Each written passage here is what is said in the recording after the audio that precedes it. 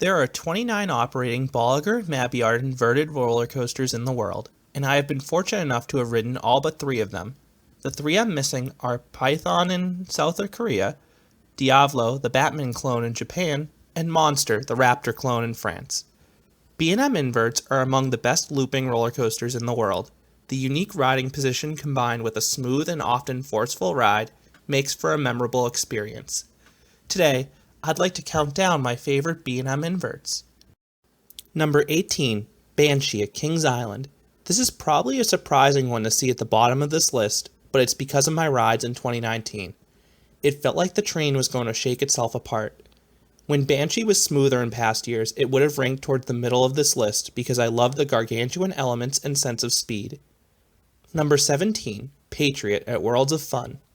One of the more cookie-cutter B&M inverts is still a really good ride. Patriot is glass smooth and has some surprising pops of airtime towards the end. The inversions just aren't as forceful as the other coasters on this list. Number 16, Silver Bullet at Knott's Berry Farm. There are parts I love about Silver Bullet, like the funky wave turn and intense helix finale. There are parts I dislike about Silver Bullet, namely that joke of a first drop. But the reason it ranks so low is the inversions just aren't super snappy. Number 15, Nemesis Inferno at Thorpe Park. This coaster is overshadowed by its older brother at Alton Towers, but Nemesis Inferno is still an enjoyable ride. The inversions come one after another and have some good whip to them. It's just on the shorter side. Number 14, Great Bear at Hershey Park.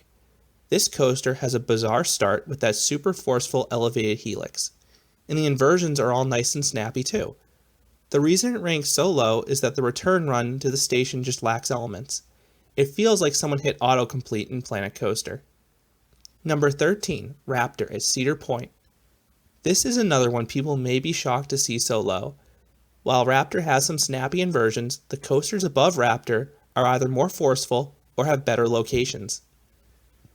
Number 12, the Batman the Ride clones. Not all clones are bad.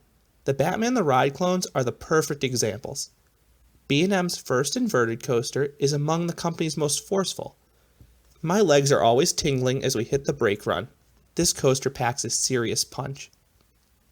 Number 11, Flight Deck at California's Great America. Like the Batman the Ride clones, Flight Deck feels like it'll rip your legs off. Every element on this coaster packs a mighty punch, and I love the finale over the water. It's just on the shorter side. Number 10, Talon at Dorney Park. Talon starts off like the usual invert with a vertical loop, 0 G-roll, and Immelman. But the second half is what places Talon so high in this list. There's a surprising airtime hill, and the twisted finale pulls some serious G's. Number 9, Alpengeist at Busch Gardens Williamsburg. Alpengeist's first half is perfect. I love the ride's location, the speed, and supersized elements. It's just a shame the coaster limps to the finish line. That mid-course brake run saps Alpengeist of all its speed. Number 8, Black Mamba at Phantasialand. What a beautiful coaster. The amount of rock work and landscaping Phantasialand invested into Black Mamba is stunning. As for the coaster, it's a pretty good invert too.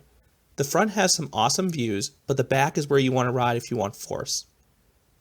Number 7, Afterburn at Carowinds.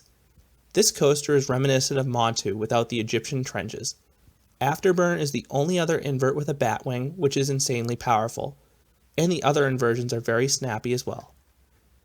Number 6, Dragon Challenge at Islands of Adventure. Rest in peace, dragons, rest in peace. Dueling or not, Dragon Challenge had one of the oddest layouts of any invert, and the elements were incredibly forceful. Number 5, Pyrenees at Parque España. Pyrenees feels like a bigger Batman the Ride, and the elements are equally as forceful.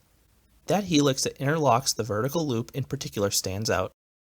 Number 4, Katun at Mirabilandia.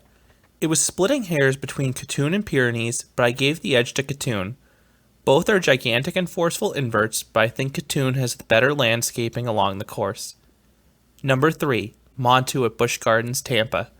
Montu is among the most forceful inverts. Every inversion will make your legs tingle, and the whip on both the 0 G-roll and batwing is incredible. Plus, you have the trenches in the second half that enhance the ride's sense of speed. Number 2, Nemesis at Alton Towers. It may be a shock this isn't number one, but Nemesis is every bit as good as people say. The landscaping around this attraction is nothing short of spectacular. This is what makes the ride. And while Nemesis wasn't quite as forceful as Batman the Ride, it wasn't too far behind. Number 1. Oziris at Park Asterix. I long heard Oziris was among the weakest of the B&M inverts, but I was blown away by it. Oziris has the Egyptian theme and trenches of Montu, but better.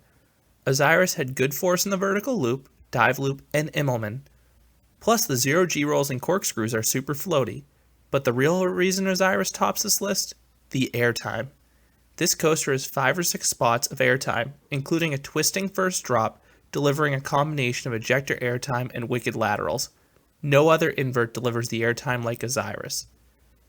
What's your favorite invert? I'd love to hear your comments below and subscribe if you want to see more countdowns like this in the future. Thanks for listening.